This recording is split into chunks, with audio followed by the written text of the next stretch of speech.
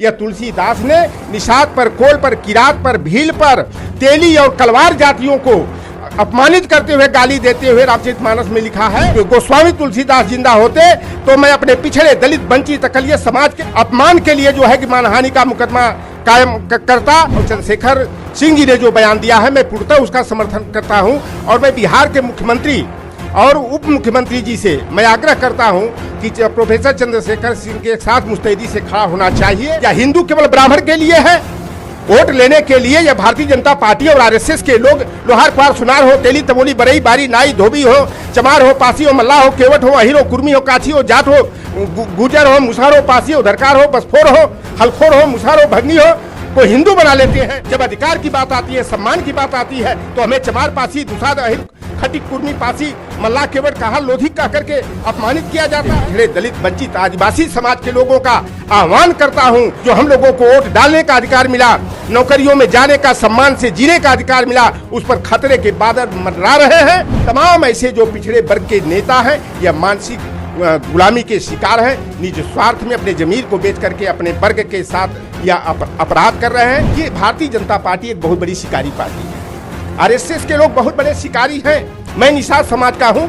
बड़ी सी बड़ी मछलियों को पकड़ने के लिए हम लोग बंसी जो होती है उसमें केचुआ और चपड़ी को लगा करके और बड़ी से बड़ी मछलियों को शिकार बना लेते हैं। उसी तरह से भारतीय जनता पार्टी जो है पिछड़ों को मुखौटे के रूप में, दलितों को मोहरा बना करके जो है हमारे वोट को हथियाने का काम करते हैं। अगर दलित का शोषण उत्पीड़न होता है तो ओबीसी का यह कर्तव्य बनता है कि लाठी डंडा लेकर के उसकी रक्षार्थ जो है कि हमको खड़ा होना पड़ेगा।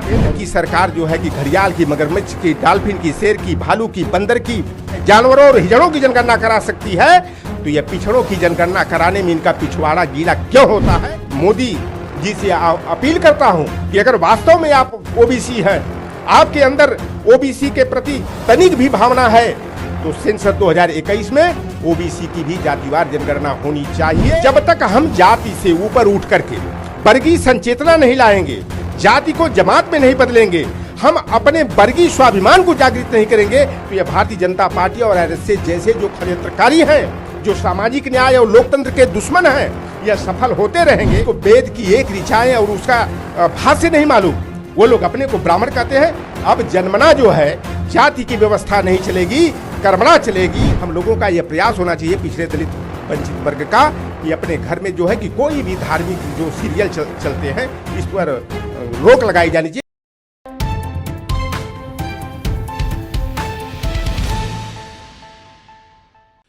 नमस्कार साथियों, मैं हूं विनीत और हमारे साथ हैं डॉक्टर लौटरनाम निषाद जी, जो कि भारतीय ओबीसी महासभा के राष्ट्रीय प्रवक्ता हैं।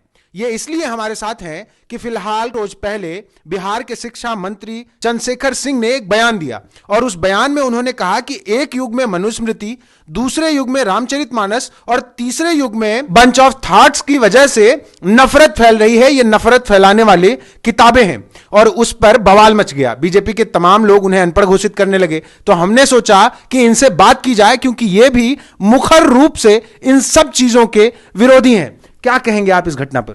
देखिए, प्रोफेसर चंद्रशेखर सिंह जी जो बिहार सरकार में शिक्षा मंत्री हैं, वह जो है कि एक प्रोफेसर के पद पर हैं। जो लोग चंद्रशेखर सिंह जी को यह कह रहे हैं कि वह अनपढ़ हैं, गंवार हैं, वह खुद मानसिक दिवालियापन के शिकार हैं। और चंद्रशेखर सिंह जी ने जो बयान दिया है, मैं पूर्णतः उसका समर्थन करता हूं। और मैं बिहार के मुख्यमंत्री और उप मुख्यमंत्री जी से मैं आग्रह करता हूं कि प्रोफेसर चंद्रशेखर सिंह के साथ मुस्तैदी से खड़ा होना चाहिए। उन पर किसी भी प्रकार के दबाव की राजनीति का खेल नहीं होना चाहिए। आज दुख का विषय है कि आज सामाजिक न्याय के महायोद्धा शरद यादव जी हम लोगों के बीच में नहीं है, नहीं तो वो प्रोफेसर चंद्रशेखर सिंह के साथ जो है कि मजबूती के साथ अलमबदार बनकर के खड़े होते। तुलसीदास ने गाली देते हुए, अपमानजनक शब्दों का इस्तेमाल करते हुए लिखा है कि कपटी, कायर, कुमति, कुजाति, लोक वेद बाहिर सब भांति, लोक वेद सब भांति ही नीचा, अजासी सांझ सुइले ही सींचा, जे बरराधम तेल कुम्हारा, सुपच किरात कोल कलवारा, तुम सुकृत हम नीच निषादा,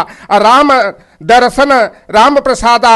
यह तुलसीदास ने निषाद पर, कोल पर, किरात पर, भील पर, तेली और कलवार जातियों को अपमानित करते हुए, गाली देते हुए रामचरितमानस में लिखा है। मैं तो पहले भी कहा था, आज भी आपके चैनल के माध्यम से मैं दावा करता हूं कि अगर आज गोस्वामी तुलसीदास जिंदा होते तो मैं अपने पिछड़े दलित, वंचित, अकलिया समाज के निषाद, मल्लाह, केवट, अहिर और तेली और कलवार जाति के अपमान के लिए जो है कि मानहानि का मुकदमा कायम करता। और बड़े खेद का विषय है कि जगत गुरु शब्द का जिसको परिभाषा नहीं मालूम हो, अर्थ नहीं मालूम हो, अयोध्या का एक पाखंडी बाबा जो अपने को जगत गुरु कहता है, वो परमहंस, उसने कहा कि 10 करोड़ रुपया का इनाम उस व्यक्ति को दूंगा जो प्रोफेसर चंद्रशेखर सिंह का जो है कि जीभ काट करके लाएगा। मैं उत्तर प्रदेश सरकार और भारत सरकार से मैं ऐसे जिहादियों को, ऐसे आतंक फैलाने वाले पाखंडी बाबाओं के ऊपर मैं भारतीय दंड संहिता की जो आपराधिक मामला है वो सब उचित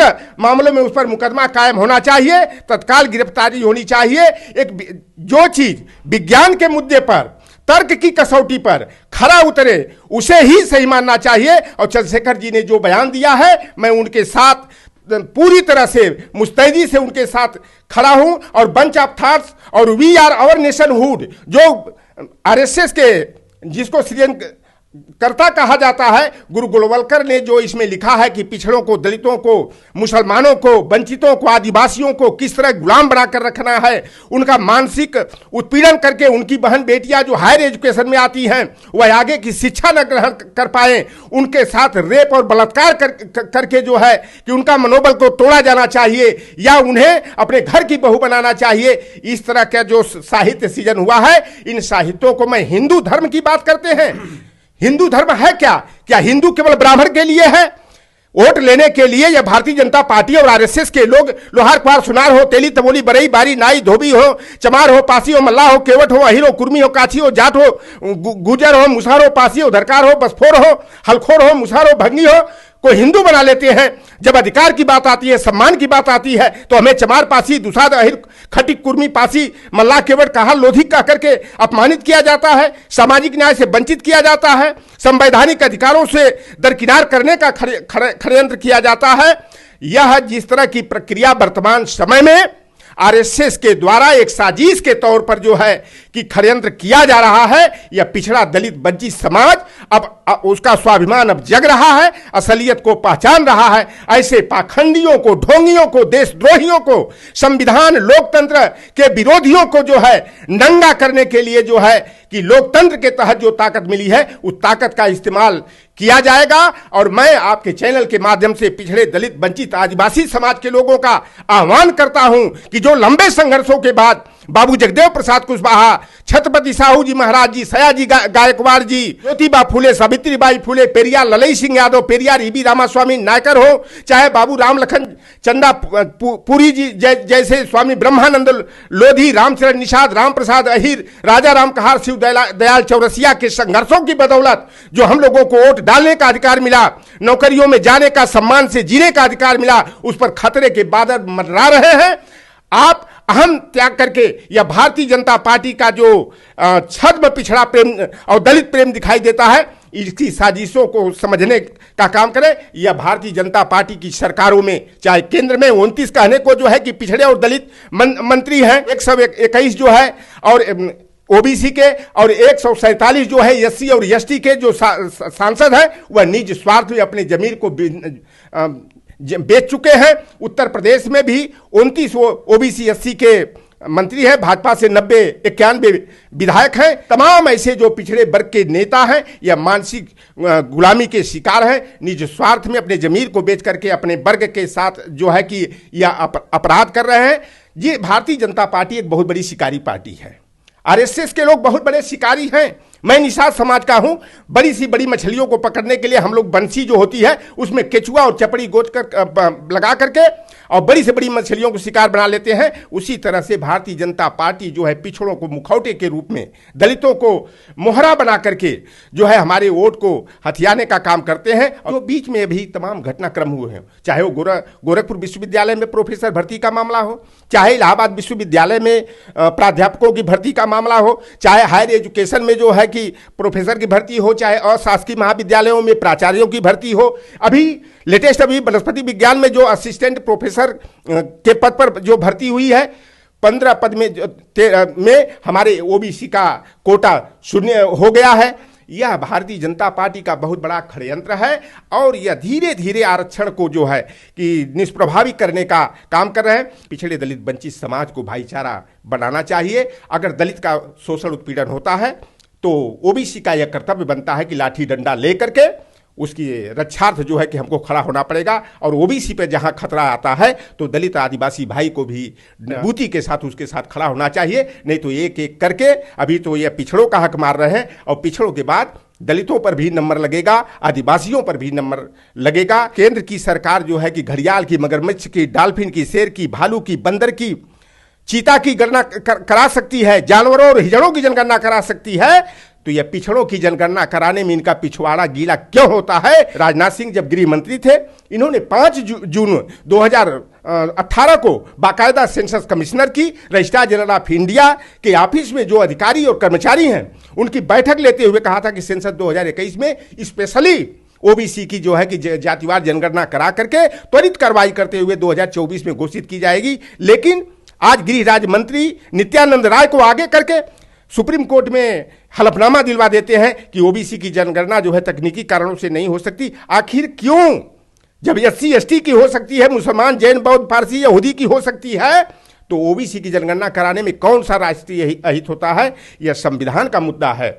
लेकिन ये भारतीय जनता पार्टी हमारे पिछड़े वंचित वर्ग को जो है संविधान के अनुच्छेद संख्या 15(4), 16(4), 16(4)(a) के तहत जो अधिकार हमारा है, प्रतिनिधित्व का अधिकार है, उसको छीनने का यह षड्यंत्र किया जा रहा है। मैं मोदी जी से अपील करता हूं कि अगर वास्तव में आप ओबीसी हैं, आपके अंदर ओबीसी के प्रति तनिक भी भावना है, तो सेंसस 2021 में ओबीसी की भी जातिवार जनगणना होनी चाहिए और जिसकी जितनी संख्या भारी उसकी उतनी हिस्सेदारी के तहत हमारी ओबीसी की जनगणना तो मंडल कमीशन के तहत 52.10% थी।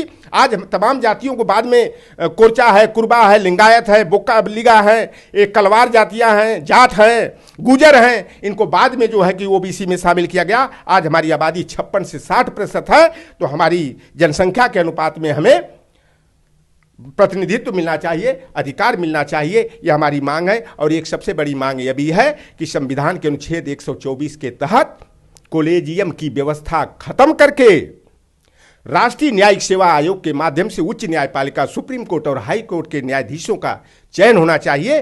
क्योंकि जो कॉलेजियम के माध्यम से जो न्यायाधीश मनोनीत किए जाते हैं वह पूर्ण रूप से जो है कि भाई भतीजावाद को, जातिवाद को बढ़ावा देते हैं। और आज न्यायपालिका के माध्यम से जहां चाहे मध्य प्रदेश का मामला हो, चाहे महाराष्ट्र का मामला हो, चाहे छत्तीसगढ़ और उत्तर प्रदेश का मामला हो, न्यायपालिका के माध्यम से हमें न्याय नहीं मिलता। पीढ़ी दर पीढ़ी एक ही परिवार के वहां पर जज, न्यायाधीश और मुख्य न्यायाधीश बनते आ रहे हैं। इसलिए मेरी यह भी मांग है कि कॉलेजियम सिस्टम खत्म होना चाहिए और भारतीय संविधान के तहत जो अनुच्छेद 124 है उसके तहत राष्ट्रीय न्यायिक सेवा आयोग या भारतीय न्यायिक सेवा आयोग का गठन करके त्रिस्तरीय प्रतियोगी परीक्षा के माध्यम से न्यायपालिका के न्यायाधीशों का चयन होना चाहिए, मनोनयन नहीं होना चाहिए।